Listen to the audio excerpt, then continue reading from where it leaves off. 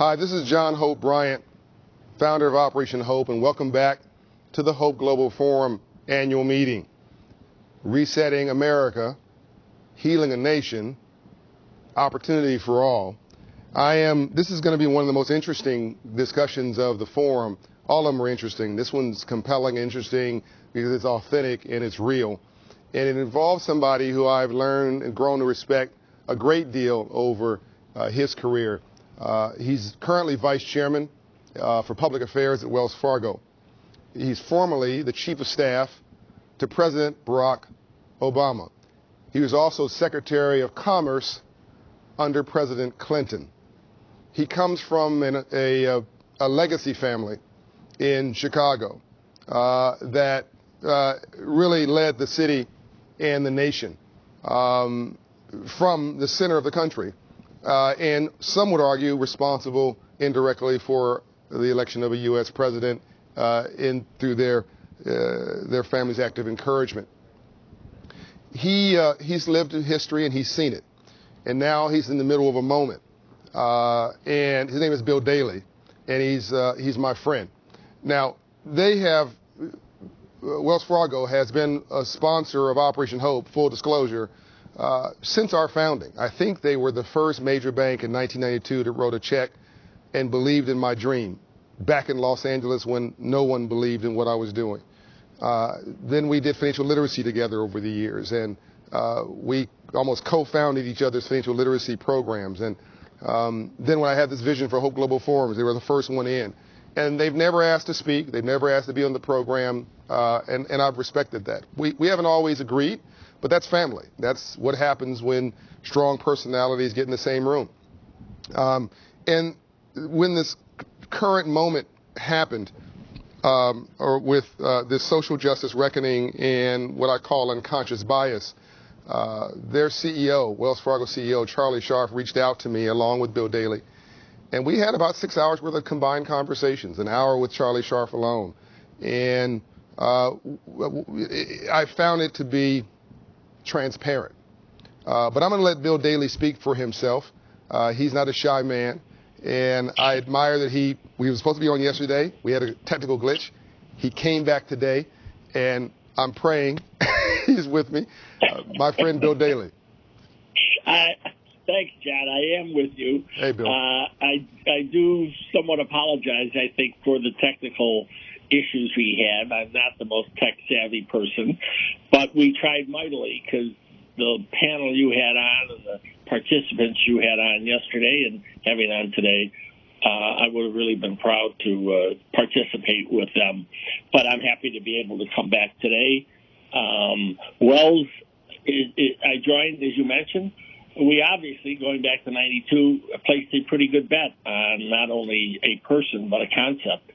And here you are, and with the forum and the amount of attention which it generates and the quality of the people who participate is a heck of a statement, not only about you, but what you've done over these years for people and for our society. So thanks for having me. Well, thank you, Bill. And before we get into the current conversation, Bill and I, our first conversation in his new role was fascinating. We did a video conference together, and Darlene, going to one of the African-American leaders there who's so sharp, was on the call with us. And after we talked, Bill said, well, look, what else can we do? Look, philanthropy is great, but we're not going to solve these problems. We can't throw enough money at this to give people the kind of support that they need. We have to empower them.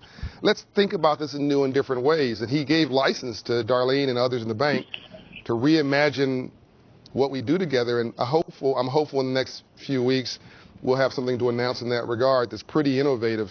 But I just like the way that you open the door to a new way to come at something. And likewise, I think this current situation where Charlie Scharf, your CEO, stepped into a moment of what I'm going to call, and I think he's respectfully called unconscious bias, his own unconscious bias. He's acknowledged that, dealing with the issue of diversity and inclusion. And I found Charlie to be an incredibly brilliant left-brain thinker. We're now in a right-brain world where texture and in context and emotions and understanding people left behind who may not be in the room. All that matters so much now. And so let me let you speak for yourself. How do you see this moment? Look, we as a company, we as the corporate business community are at a moment to really try to change. And I think one of the reasons, obviously, the energy that has been generated post the murder of George Floyd in late May or the very beginning of June has created an energy that we've not seen in a very long time. But it's an energy that's not left to a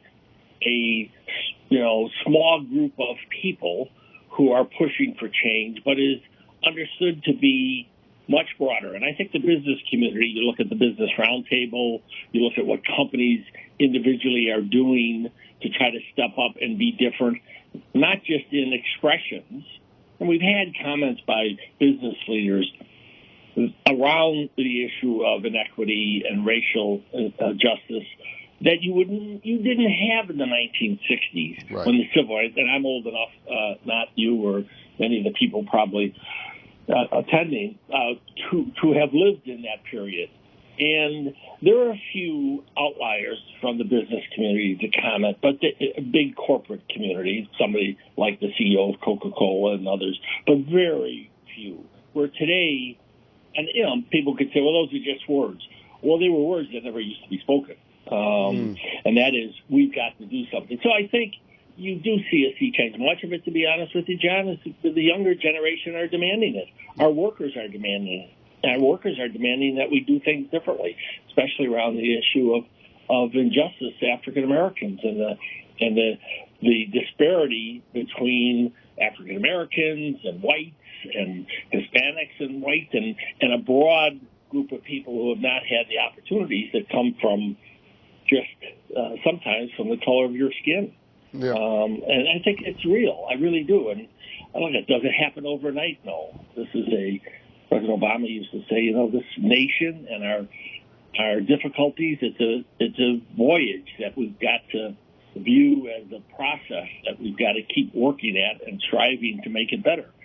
And the next generation will hopefully make it better. And but I think there's a certain energy right now that's unprecedented. Yeah. And in our last, again, we talked several times, a couple times over weekends, when most people were with their families. You and I were trying to solve some of the problems of the world. I commend you for taking the time. One of our last conversations, I don't want to put words in your mouth, but to paraphrase, the current challenge you saw not as so much of a problem, but as an opportunity. Am I getting that wrong? No, you're absolutely right. If we look at it as a problem, that's a negative. Right. If we look at an opportunity, and in our situation where Charlie made his comments, and obviously they were offensive to not only many of our employees, African American employees, and others on the outside who read them, that he felt that he obviously, whether one states a conscious or an unconscious bias, a conscious bias is pretty obvious. An unconscious bias is something that maybe somebody doesn't understand exactly how the other person is going to hear it. And you've taught me, John, that difference.